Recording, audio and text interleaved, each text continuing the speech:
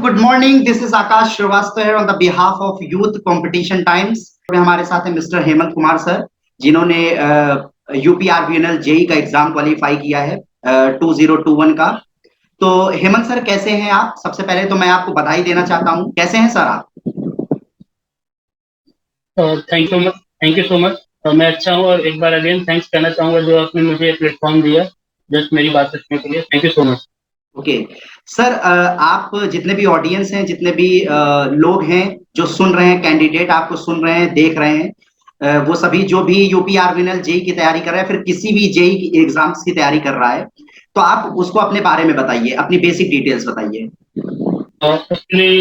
मेरा नाम हेमंत कुमार है और मैं चंदौली जनपद का रहने वाला हूँ और मैंने 2014 में डिप्लोमा मैकेनिकल इंजीनियरिंग प्रोडक्शन से लखनऊ पॉलिटेक्निक लखनऊ से पास किया।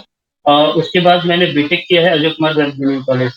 और फिर इसके बाद मैं तैयारी में लगा था, डीएटीएससी के लिए तैयारी कर रहा था, बट अनफॉर्चुनेटली उधर नहीं हो पाया, बट यूपीआरबीएनएल जेई में हुआ। ओके, तो सर जी जी, जितने भी लोग हैं जो जुड़े हैं, जो देख रहे हैं, जो हेमंत सर को सुन रहे हैं, मैं सभी लोगों को ये बता देना चाहता हूं कि इन्होंने अपने पहले ही प्रयास में, फर्स्ट अटेम्प्ट में इन्होंने यूपीआरबीएनएल जेई का एग्जाम निकाला है। तो आइए इनकी स्ट्रेटजी के बारे में जानते हैं, क्योंकि पहली बार में कोई भी कैंडिडेट अगर एग्जाम क्लियर करता है तो उसके पीछे उसकी स्ट्रैटेजी बड़ी कमाल की होगी।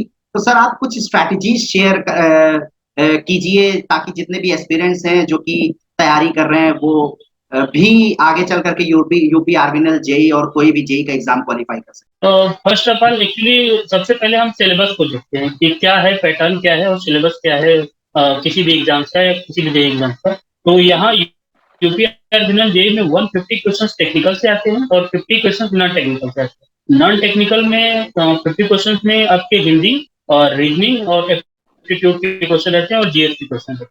और बाकी इसमें कोर 150 क्वेश्चन जो आपके टेक्निकल के होते हैं। तो अगर आपका टेक्निकल पे अच्छा कमांड है तो आई थिंक आपको क्लियर कर ले जाएंगे।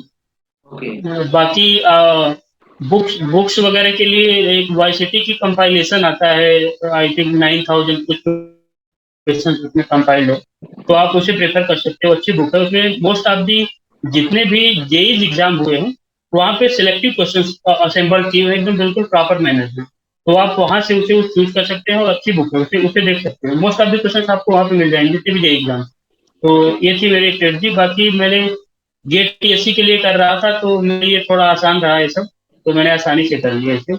बाकी अब अगर आप डिप्लोमा करके जस्ट जेई क्लियर करना चाहते हैं तो आपको एक प्रॉपर स्ट्रेटजी फॉलो करनी पड़ेगी। टेक्निकल पे आपको जितने भी टेक्निकल सब्जेक्ट्स हैं उस पर आपको कमांड करना पड़ेगा, बाकी साथ साथ आपको नॉन टेक्निकल पे भी कमांड करना पड़ेगा। ओके तो यहाँ पे सबसे 75% वेटेज टेक्निकल का ही रहता है, तो आप टेक्निकल को अच्छे से करिए, फिर नॉन टेक साथ साथ करते रहिए, आराम से हो जाएगा इसमें। ओके, तो सर टेक्निकल के लिए आप मतलब किस तरीके से आपने तैयारी की टेक्निकल के लिए? क्योंकि टेक्निकल ने आपने बताया कि 150 क्वेश्चंस आपके पूछे जाते हैं टेक्निकल एग्जाम में, तो आपने टेक्निकल की तैयारी कैसे की? तो सर टेक्निकल के लिए तैयारी करने का सीन है कि जो कोर सब्जेक्ट है जैसे थर्मोडायनेमिक्स है, फ्लूइड मैकेनिक्स है, स्ट्रेंथ ऑफ मटेरियल है, कोर सब्जेक्ट से मोस्ट ऑफ द क्वेश्चन पूछे जाते हैं, तो आप कोर सब्जेक्ट पे कमांड करिए। बुक्स वगैरह परचेज कीजिए जो भी उससे रिलेटेड बुक्स है। तो आप मार्केट में बहुत सारी बुक्स अवेलेबल हैं, जैसे मैंने आपको बताया कि सर वाईसीटी की एक आती है 9000 या 8000 कंपाइल में पूरे क्वेश्चन, तो आप वहाँ उसे परचेज करते वो बहुत सही बुक है। वहाँ से वो मेरे पास बुक पड़ी थी तो मैंने उससे बहुत सारे क्वेश्चन लिखे, तो बिल्कुल एकदम सेम टू सेम पैटर्न के क्वेश्चन, वही सेम सेम क्वेश्चन आपके वहाँ पे यूपीएससी एग्जाम में अराइज होंगे, मिल जाएंगे, बिल्कुल एकदम कॉपी पेस्ट वहाँ दिखेगा, तो अगर आपने प्रैक्टिस अच्छे से की है। ओके, तो सर आपने जैसा कि बताया एक सिंगल पेपर, इसमें इंडिविजुअल पेपर होता है प्रीलिम्स, मतलब एक प्रीलिम्स ही इसका स्टेज है, जहां पर आपने बताया कि 150 मार्क्स के आपके टेक्निकल आते हैं और 50 मार्क्स का नॉन टेक्निकल आता है। तो सर आपके क्या स्कोर थे ये प्रीलिम्स में? मेरा 159 मार्क्स था आउट ऑफ 200। और मेरे 130 के अराउंड मतलब टेक्निकल में थे और 29 मतलब नॉन टेक, तो अराउंड 159 मार्क्स। ओके, इसकी कट ऑफ कितनी गई थी सर? इस जनरल की देखिए कट ऑफ तो 163 आई थी था, तो क्लियर नहीं है बट 160 प्लस ही था। और उसके बाद ओबीसी का 157 था डाउट है, बट 10 to 5 मार्क्स का डिफरेंस। ओके सर, इसमें इंटरव्यू वगैरह भी होता है कोई? नहीं नहीं नहीं, I think JE document verification के लिए कॉल आती है, और आफ्टर द डॉक्यूमेंट वेरिफिकेशन आपको फाइनल मेरिट लिस्ट आउट होती है, उसमें अगर फिर आपका नाम है तो ओके। सो तो सर आप इस समय कैसा फील कर रहे हैं केवल क्योंकि ओनली एक एग्जाम होता है, एक। जी, जी। तो आप कैसा फील कर रहे हैं सर? पहले ही प्रयास में आपने यूपी आर्मिनल जेईई का एग्जाम क्लियर किया है, तो आप इस समय कैसा फील कर रहे हैं सर? तो अच्छा लग रहा है, बट जो एक्सपेक्टेशन थी कई और एग्जाम के लिए तो वहाँ तो नहीं हो पाया। बट ठीक है, जो मिला ठीक है सर, खुश हैं हैप्पी। ओके। तो सर ये बताइए कि जैसे बहुत सारे स्टूडेंट ऐसे होते हैं जो कि तैयारी कर रहे होते हैं और फेलियर भी फेस करते हैं, 1 बार 2 बार फेल होते हैं। तो आप उनको क्या सजेशन देना चाहेंगे कि मतलब पहले और दूसरी बार में वो फेलियर फेस करने के बाद तैयारी करना छोड़ देते हैं, तो आप उनको क्या सजेशन देना चाहेंगे? तो मैं अपने भाई बंधुओं के लिए यही सजेस्ट करूंगा कि प्लीज आप कंटिन्यूएशन बनाए रखिए। देखिए, हार और जीत अलग बात है, बट आप कंटिन्यूटी अगर बनाए रखेंगे तो वन डे आपको मतलब हार्ड वर्क पे आप करेगा, जरूर मिलेगा आपको। एक न एक दिन आपको सक्सेस मिलेगी, बट कंटिन्यूटी बनाए रखिए आप। मतलब एक एग्जाम में फेल हो गए तो ये नहीं कि छोड़ दो, ड्रॉप कर दो। लगे रहिए, कंटिन्यूएशन बनाए रखिए, जरूर सफलता मिलेगी। और धैर्य धैर्य के साथ, ईमानदारी के साथ आप प्रयत्न करते रहिए, जरूर सक्सेस मिलेगी। ओके। तो जितने भी एस्पिरेंट्स देख रहे हैं, सुन रहे हैं, मैं सभी को बता दूं कि सर का ये कहना है कि आप जो भी लोग फेलियर फेस करते हैं, वो बिल्कुल भी हार ना माने, कोशिश करते रहें और एक ना एक दिन आपको भी सफलता जरूर मिलेगी और आप ही ऐसे ही कोई यूपी आर्मिनल का, एसएससी, जेई का और जितने भी जेई के एग्जाम होते हैं, जिनका जेई बनने का सपना है, वो जरूर पूरा होगा। तो सर आपने टेस्ट वगैरह भी, टेस्ट सीरीज वगैरह भी ज्वाइन की थी, टेस्ट वगैरह भी दिया था कोई? नहीं नहीं, मैं लिटरली बताऊँ तो मैंने कुछ टेस्ट सीरीज वगैरह नहीं दिया था।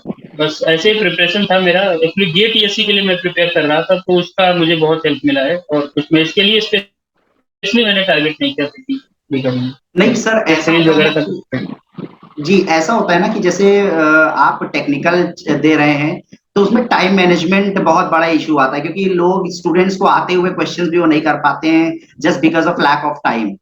तो वो टाइम आपने किस तरीके से मैनेज किया? क्योंकि बिकॉज यू स्कोर्ड, नहीं you you told me that you got 130 marks out of 150। तो आपने मुश्किल से 20 क्वेश्चन छोड़े और 130 क्वेश्चंस आप पे सही होंगे या फिर 130 नंबर आपने पाए। तो आपने मतलब टाइम को कैसे मैनेज किया? इतना बढ़िया स्कोर आपने किया 130। एक्चुअली एक्चुअली मैं बता रहा हूँ, इसमें सफिशियंट टाइम है, आपको 3 आवर्स मिलता है। 200 ओके, क्वेश्चन 3 आवर। तो इसमें ओके, टाइम का कोई बाउंडेशन नहीं है एसएससी जेईई की तरह। तो ओके, यहाँ पे टाइम आपको सफिशियंट टाइम मिलेगा, आप 2 to 3 टाइम्स में रिवाइज करके आप देख सकते हैं कि मैंने ये गलत किया है, एक बार क्रॉस चेक कर सकते हैं।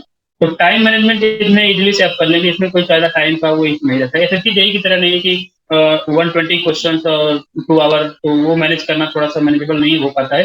बट इसमें आपको सफिशियंट टाइम मिलेगा, ये है मेरे को, मेरे लिए तो ऐसा लगा था। बट आप लोग भी अगर ट्राई, कोई भी अगर नया एस्पिरेंट आए तो अगर टेस्ट सीरीज वगैरह ऐसी कुछ भी करे, तो उसे पता चलेगा कि टाइम इसमें बहुत सफिशियंट टाइम है इसके एग्जाम के लिए, क्योंकि 3 आवर्स 200 क्वेश्चन बहुत सफिशियंट टाइम है। Okay sir. तो सर इस समय करेंटली आप कहाँ पर पोस्टेड हैं? मैं इस समय उत्तर प्रदेश राज्य विद्युत उत्पादन का एक प्लांट है अनपरा में, अनपरा थर्मल पावर प्लांट, यहाँ पे मैं उपस्थित हूँ। अभी हम लोगों का वो ट्रेनिंग पीरियड है, प्रोबेशन पीरियड है, तो वही चल रहा है। 25 मई को ज्वाइन किए। ओके। ओके, तो हेमंत सर, बहुत अच्छा लगा आपसे बात करके। आपने अपना प्रीशियस टाइम हमारे यूथ कंपटीशन टाइम्स को दिया और मैं उम्मीद करता हूं कि आपकी स्ट्रैटेजीज जो आपने शेयर की हमारे कैंडिडेट्स को, वो जरूर उस स्ट्रैटेजीज को फॉलो करके वो भी कोई ना कोई जेई एग्जाम क्लियर करेंगे। तो सर बहुत बहुत धन्यवाद आपका टाइम देने के लिए। Thank you sir.